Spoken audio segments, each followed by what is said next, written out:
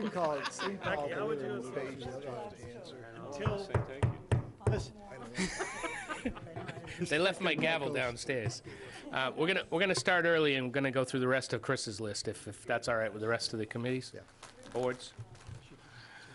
Larry's gonna chair the second half, so. And we will go through the list, and we'll just change rotation, so then our committee gets a chance, first crack at the questions. I think we're gonna support you.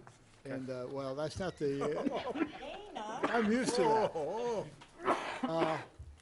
With that, you'll be, Before you start, we- Maureen has a we'll question. be sure not to call on Dana. Maureen has a Maureen? question? How unusual. Chris, We are live. you want to, Wait a minute, was it really no, it wasn't serious. I'm just making fun. I do have a question. Okay, we are live. It's getting late, apparently. Okay, thank you. Mr. Clark, On the, Chris?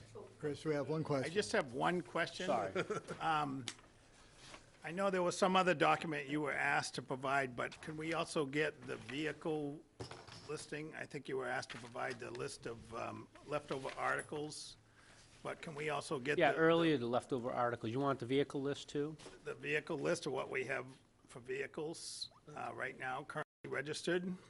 I would also like to get a recap sheet, if that's possible, so that we know exactly what, Recap sheet of, you mean the tax recap sheet? Yeah, That's online, you can Is grab it? that anytime Okay. you want, all yeah. right. Okay, Chris, you want to go through some of the other items that aren't specifically on the agenda?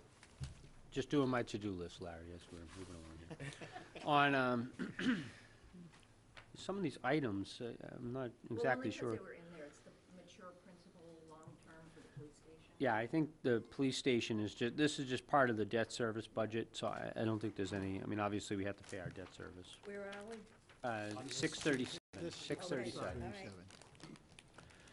670 is the Brooks Museum, so that's no adjustment. And the Historic Commission, that's a small dollar item as well, 691. I think it's $250. 540. 540. Celebrations, I don't even know. It's on there, you got So you and I are done, they're gonna celebrate. Yeah, unclassified supplies, is that to get When rid of Angela and I us? are gone, you're gonna celebrate, that's what this is. Celebration. 1,600 won't be enough. Moving on, She said that, yeah. On the state assessment, this is just what the state giveth, the state taketh away. So we actually have an assessment. So actually, we usually break even, if you would, or come pretty close to breaking even. So the state assessment is, and they usually increase that by about 2% per year. and what's the value of that, Chris? That's actually 255,000. 255? Yeah, 254,000. That's the And going out. and what do we get for that? That's more for, well, they have here mosquito control assessment, air pollution. That's what in regional transportation, that's just state charges. Okay. So we don't have any say really over that. And 99,000 regional transit out of that. Those are just some of the categories. On the Barnstable County retirement, that went up by 5.8%. They have a funding schedule to fully fund by 2040. So it's a typical rate. They try to offset by the amount of people that have, you know, the 2% as an example, but then they also want to pre-fund the retirement, so that way it becomes fully funded by 2040. That's why you see that 5.8. Cape Cod Commission is just an assessment pass-through. Total amount of that, Chris, if I may, 211. On the Cape Cod Commission, since there's all the budget cuts in the counties, is that number set now, or can that change going forward? I believe that's the assessment we got from them. Yeah, that's usually yeah, So it's backward-looking, not forward that they're, it's, No, it's full. no, it's Forward-looking. forward-looking. But it's like a lot of these assessments, Larry, the way they work is the state gets to charge 2% irregardless. So we just have to pay it. And I think that's the same. On unemployment compensation, we did reduce that down. There had been about 35,000, and reduced it down to 20,000. We've actually had a pretty good experience on the town side with those costs. 90% of the unemployment cost is related to golf, and golf offsets those by their own budget. The group health insurance, 8.4%. The range on the actives and the retirees, I know on the actives, it was 3 of the 4 plans were at 8.5%. One of the plans was at 12.5. The reason why we're only at 8.4 is we did go through the budget just to see. We usually take into account if there's any additional personnel or what the circumstance may be. So when we went through, we thought the 8.5 would be a better number to carry. Still a high number. Yes, Dean. Sorry. Can you just give the total on that line item? 4,660,000. Thank you. On the general insurance, the general insurance is through Maya, our insurance carrier.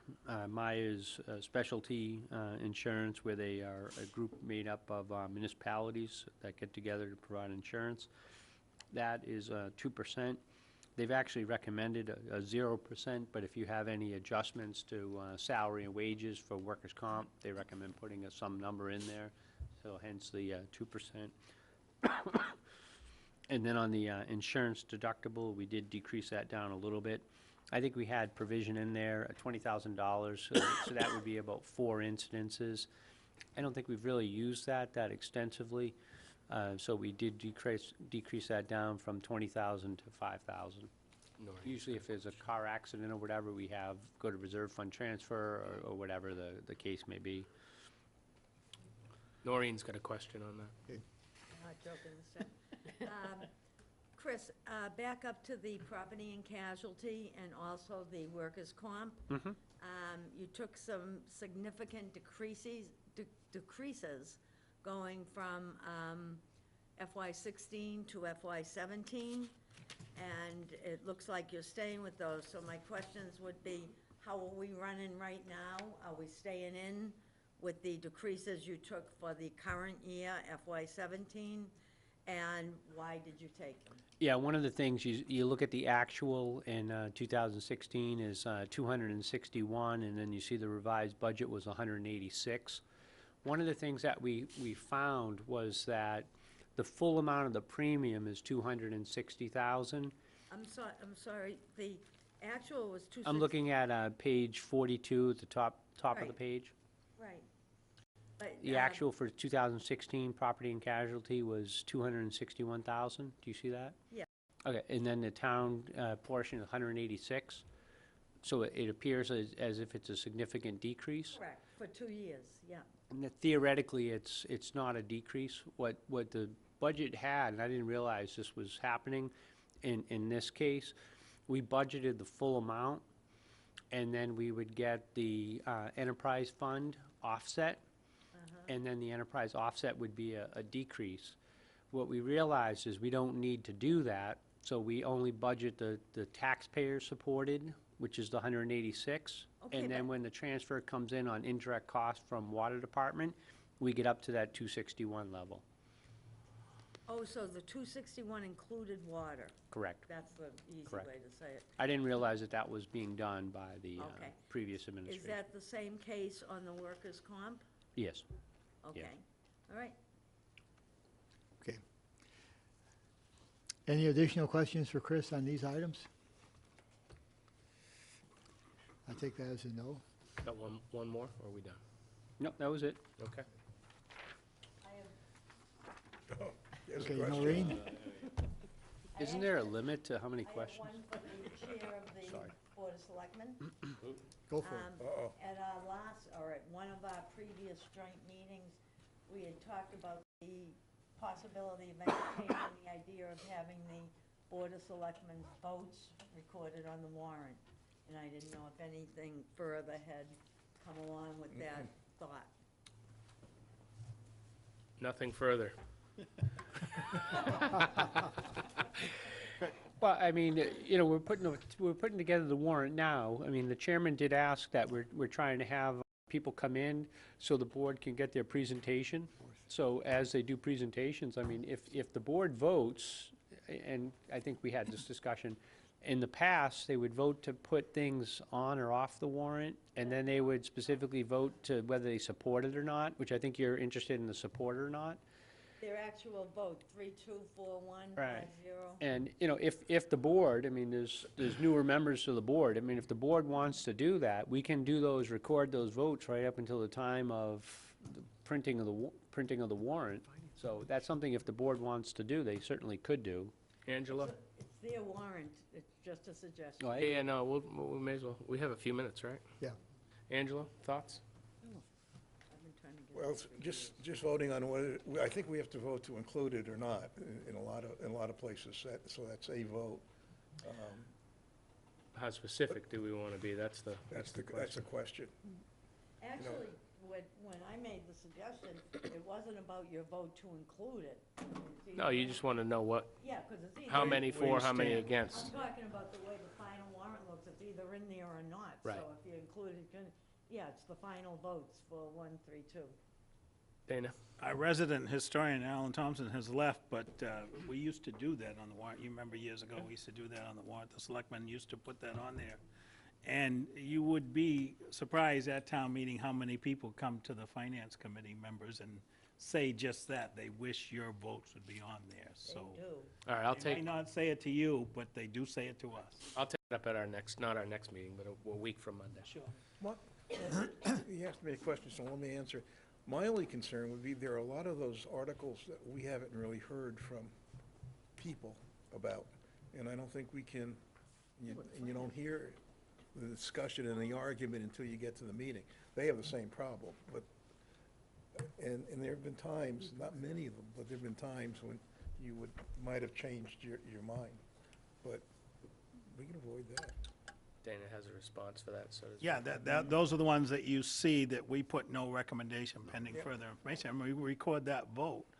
And then later, last year, we were very fortunate. We had votes prior to the printing of the warrant, but we also did a one-pager summing up what we had done since the warrant was printed. So all of our votes were in front of the voters prior to them taking the vote. Can be done in a one-page handout Yeah. at the end. We'll I think when you. we'll take it up. I think when you look at the town meeting, sometimes it prompts more discussion at town meeting. Questions say, why was it unanimous, or why did they'll ask specifically why people don't vote for it? And that could be good or bad, I guess. Usually having more discussion is good. For your input. Richard? I'm agreeing, and I'm just saying, if this side of the table has to do it, not that we have to, we do it, it'd be nice to have a match. Right. I mean, it's your vote. But there's a difference. That side has to do it based on the charter requirements. Your requirement is to tell the town whether you support it or don't. That's not our requirement. Although it's Be a perfectly. nice policy to make. Perfectly worthwhile thing, but Why wouldn't you do it? I don't know. Peter? You know, everything the Board of Selectmen does is on television, live tape, whatever. So whatever votes we take, as far as the warrant goes, it's on the record anyhow, so why wouldn't we put it in the warrant? I mean, as long as we get to a point where, just like you have to do, there's a time when the warrant has to get printed, you put in the votes as of that date, and if you gotta do something else later on, you do something else. I'm fine with it myself. All right. I'll Thank bring you. it up. It's, according to the clock on the wall, it's 9 o'clock, so we can start with treasurer collector. It's not 1 AM. It's not, you're right, it's not 1 AM, but we're close enough. Go ahead. How are you? Good, thanks. Not sure if you guys have any questions for me today. The only thing I had for increase really was the health insurance. It's typical.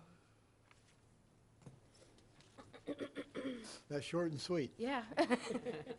Rich, we'll start with you. You have questions? I don't have any questions, I don't have any numbers, so I mean, Didn't get there yet. we didn't get there. I mean, While you're looking at the numbers, I have a question. Sure. We have in the Hang on, I budget figure out. that Chris just talked about, we have an increase of 8.4% in health insurance.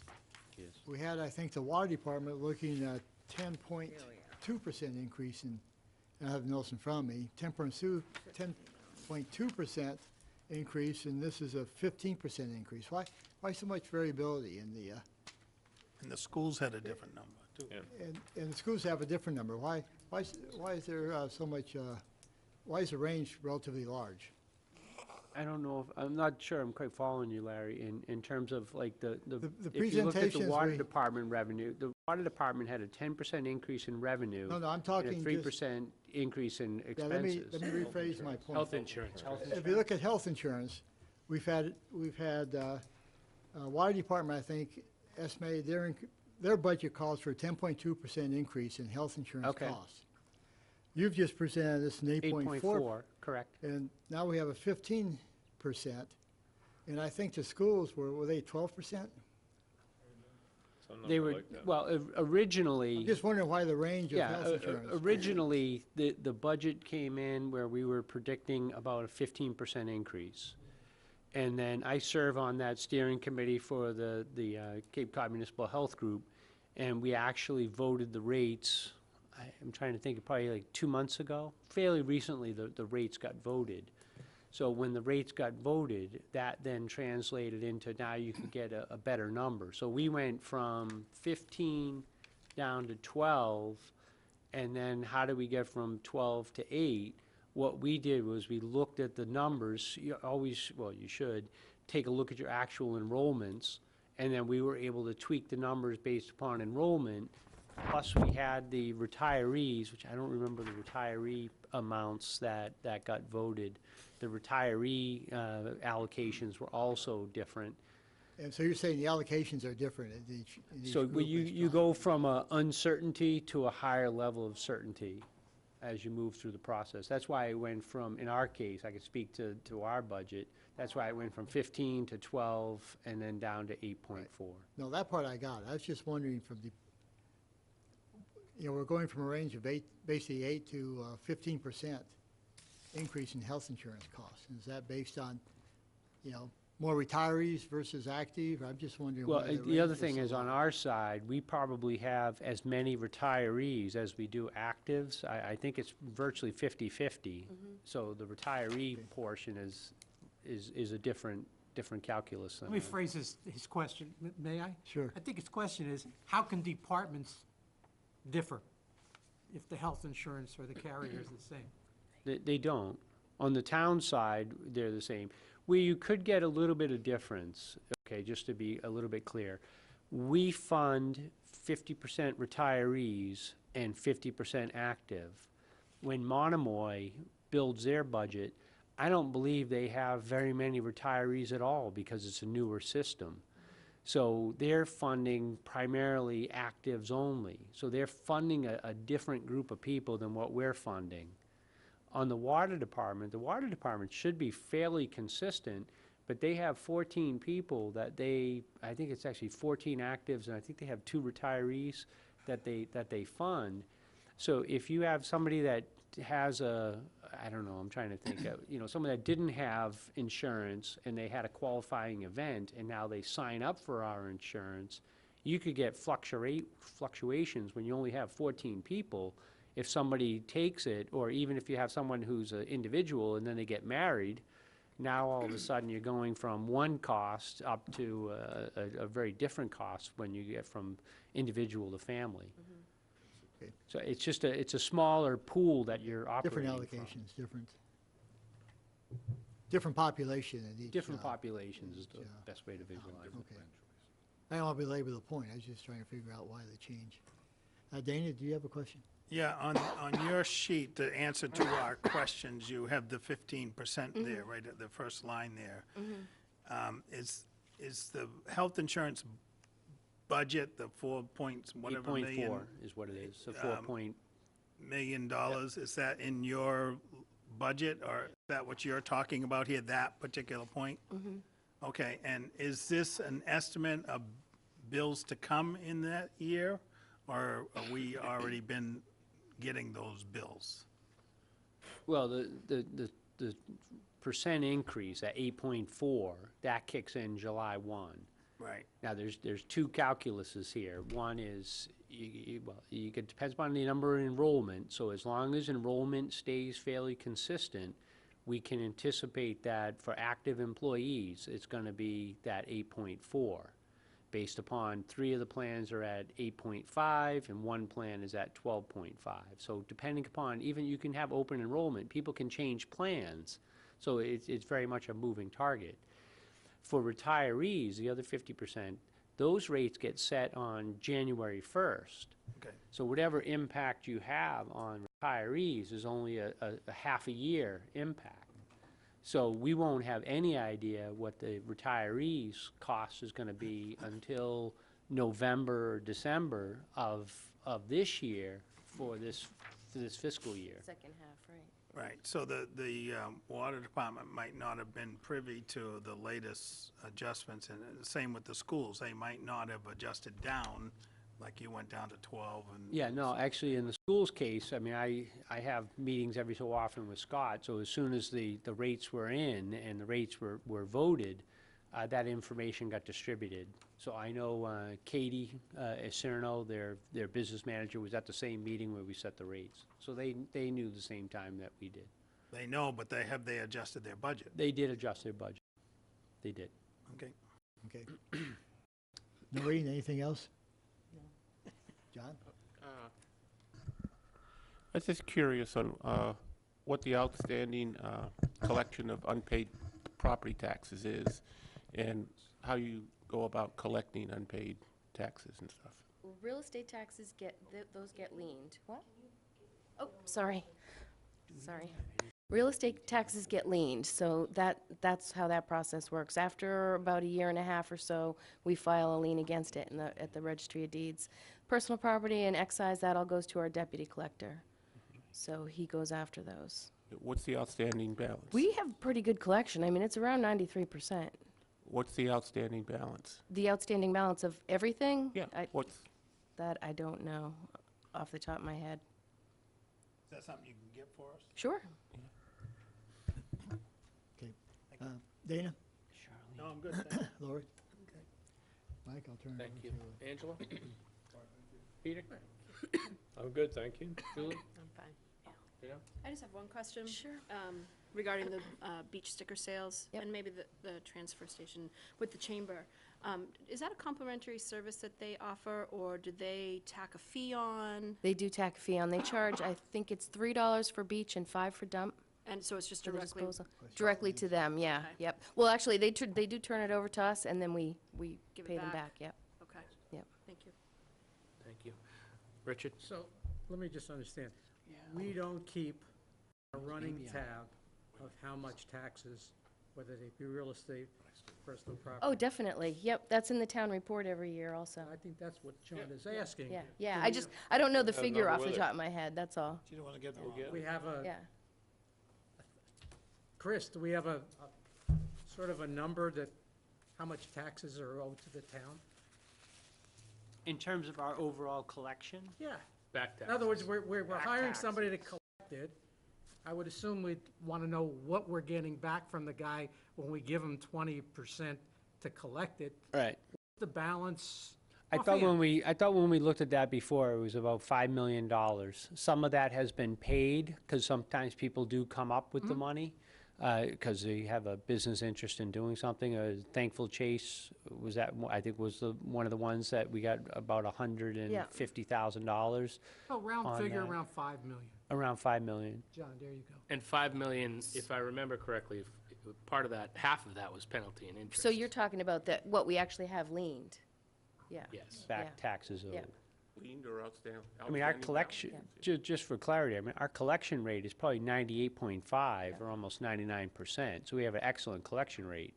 What's being referred to here is that, it accumulates over time, and one of the things that we're actively pursuing is that we'll have somebody come in and sell our position to collect. They'll come in and they'll pay us, and then they go after and do the collection. That's purely something that's a treasurer's call only, so they make that decision.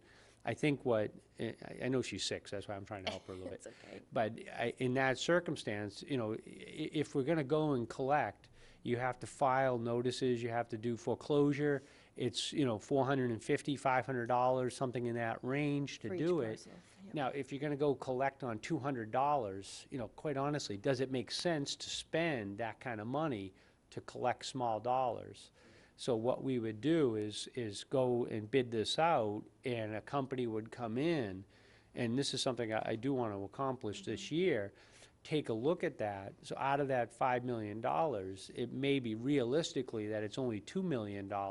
The other thing, at least, and I'll say this for myself, if there's a little widow that's in a house, and I don't really want to put somebody out on the street or have a tax collector come after them. So we are looking at people that have a primary residence that we don't want to necessarily go after them, but we have a fair amount of people that have, second homes that they're making money on, and they're not paying their taxes. At least from my standpoint, that's a horse of a different color, and if we can capture some of that, that's, I think, what our primary target is going to be. Right. And someone actively does that. That's what we're going to try and put together for this year, is the tax lien sale, right? And- Earlier Right. today, the fire department's looking for 2 firemen at $250,000. Yep, We have an outstanding collection of $5 million. right, yeah, So I'm just asking the question. I Right, don't know the right. answers, but. right. Yeah, and just on that, because I get where you're going in terms of the math, that sounds like, that would be a great idea if we collect the 5 million. The way that works is that comes in as one-time revenue, and that actually shows up, I think, in our tax title revenue account. According to the state Department of Revenue, we cannot count that as an ongoing asset. So what we did when we had that happen 2 years ago, and we got the $4 million, we put a lot of that into stabilization. So we try to take that one-time money and put it aside, so when we need it for a rainy day, it will be available to us. Can I just add, too, the interest rate that's being charged to the people for non-payment of taxes in this environment is extraordinary. So as long as the value of the property is still there, you'll get it eventually. 17% or more. 16 Yeah, on the 16. liens, yeah. But we are actively pursuing it. I understand all the extenuating widows and Yeah, everything yeah. else, but I just want more for people that are watching at home, that, we're not gonna be out putting No. widows on the street. so. fully understand that. Yeah. Okay, good. Noreen? Just a clarification. Maybe it was a year ago, but I thought it was just 4 or 5 months ago. Didn't we have a bank in a firm and sign an agreement? I thought that was ongoing. We got a presentation. Oh, we had a presentation. Just a Right, it was a presentation that presentation, would be right. coming. Okay, I thought you voted on it at the time, no? It's not a board vote, it's a treasurer's vote, Okay, but at any Or rate, measure. that was not going ahead. no.